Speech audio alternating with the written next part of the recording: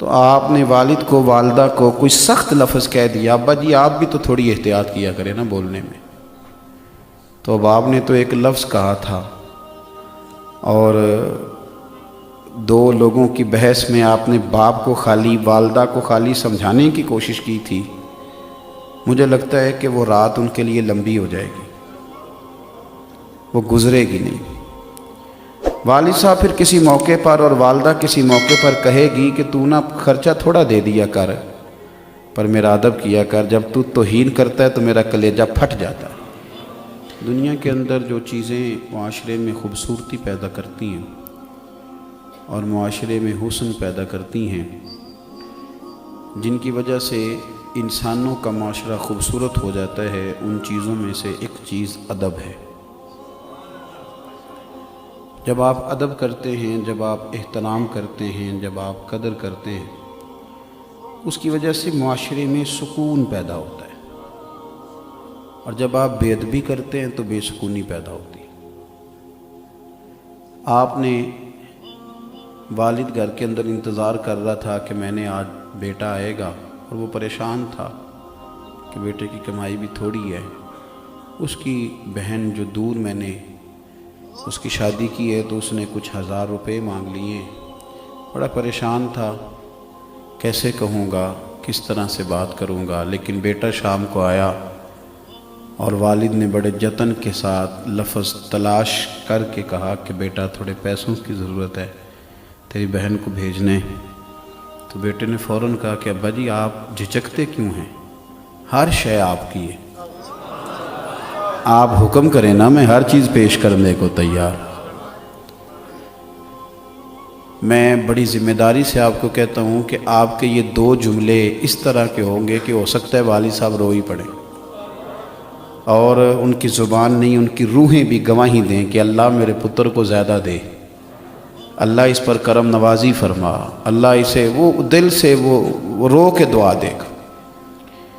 لیکن آپ نے باپ کو بڑے سارے پیسے دیے، بڑا کچھ دیا، آپ خدمت بھی کرتے ہیں، پیسے بھی دیتے ہیں، سارا کچھ کرتے ہیں، لیکن کسی ایک دن گھر میں جھگڑا ہوا تو آپ نے والد کو والدہ کو کوئی سخت لفظ کہہ دیا، ابا جی آپ بھی تو تھوڑی احتیاط کیا کریں نا بولنے میں۔ تو اب آپ نے تو ایک لفظ کہا تھا اور 2 لوگوں کی بحث میں آپ نے باپ کو خالی والدہ کو خالی سمجھانے کی کوشش کی تھی۔ مجھے لگتا ہے کہ وہ رات ان کے لیے لمبی ہو جائے گی، وہ گزرے گی نہیں۔ والد صاحب پھر کسی موقع پر اور والدہ کسی موقع پر کہے گی کہ تو نا خرچہ تھوڑا دے دیا کر، پر میرا ادب کیا کر، جب تو توہین کرتا ہے تو میرا کلیجہ پھٹ جاتا ہے۔ بیوی کو آپ بہت سارے پیسے دیں، جب وہ کہے میکے لے کے جائیں، لیکن آپ کبھی کبھی اس کو کوئی گالی بھی دے دیں یا اس کے ماں باپ کو برا بھلا کہہ دیں تو وہ کہتی ہے تو خرچہ تھوڑا دیا کر، لیکن میرے ماں باپ کی عزت کیا کر، میرے لیے قابل قبول نہیں۔ میں عرض کر رہا ہوں کہ معاشرے میں جب ادب کیا جاتا ہے تو اس سے معاشرے میں سکون پیدا ہوتا ہے، اور جب معاشرے کے اندر کچھ لوگ بے ادبی کرنے لگ جاتے ہیں، توہین کرنے لگ جاتے ہیں، جب لوگ تکلیف دینے لگ جاتے ہیں تو اس سے بدامنی پیدا ہوتی ہے، بے سکونی پیدا ہوتی ہے۔ میرے عزیز، ہارون رشید بادشاہ کا یہ طریقہ تھا کہ جب بھی کوئی عالم، اور یہ بات لکھی اعلیٰ حضرت فاضل بریلوی نے، اعلیٰ حضرت بریلوی نے ملفوظات شریف میں فرمایا کہ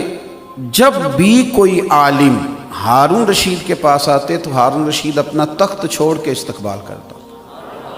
میں نے کہا جب بھی کوئی عالم دین آئے تو ہارون رشید نے تخت چھوڑا ہے۔ یہ سمجھانے والے مشیر بڑے خطرناک ہوتے ہیں۔